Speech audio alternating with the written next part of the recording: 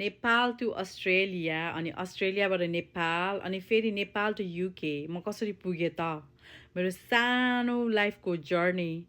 and मैले चाहिँ यो सेयर गर्नको रिजन चाहिँ never lose hope keep moving and there is always better opportunity हुन्छ नि नेपालमा बसेर पनि केही गर्छु भन्न त सकिन्छ तर गाह्रो छ सो लेट्स मुभ फरवर्ड 2018 मा म नेपालदेखि अस्ट्रेलिया पुगेँ स्टुडेन्ट भिजामा एक्लै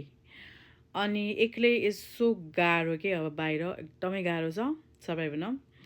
but hats off to all of those Nepali student who is living and surviving alone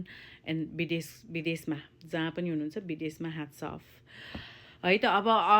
गएँ म अनि मेरो हस्बेन्डको मैले भिजा अप्लाई गरेँ डिपेन्डेन्ट भिजा 3 चोटि रिफ्युज भएको गाइस 3 टाइम्स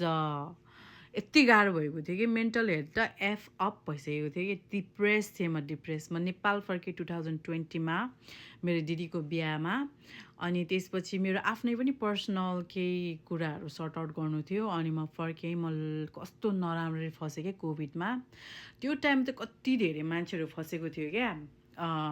कहीँ जान नपाएको होइन फर्किन नपाएको मेरो पैसा त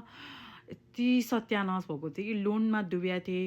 युनिभर्सिटीले इनरोल गर के गर भनेर कस्तो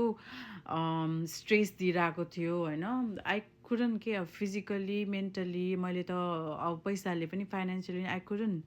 कस्तो गाह्रो भएको थियो क्या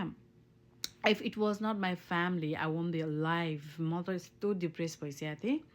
thankfully I have so supportive family and my in-laws thank God and then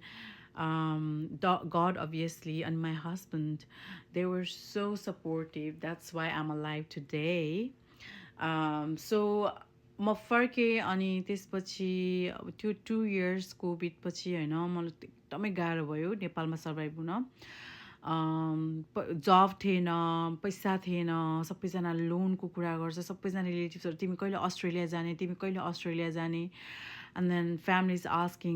when are you going होइन अब तिमी कहिले जाने तिमी के गर्ने ला तिमी त यहाँ फस्यौ त्यो mental stress oh my God म कहीँ गइनँ क्या म कहीँ गइनँ त्यो टाइममा आई वाज सो स्ट्रेस्ड अनि त्यसपछि मेरो साथी चाहिँ स्कुलको साथी चाहिँ युके आएको थियो उसको हस्बेन्डसँग स्टुडेन्ट भिजामा so I asked her how is it and everything so I went through processing एउटा कन्सल्टेन्सी थ्रु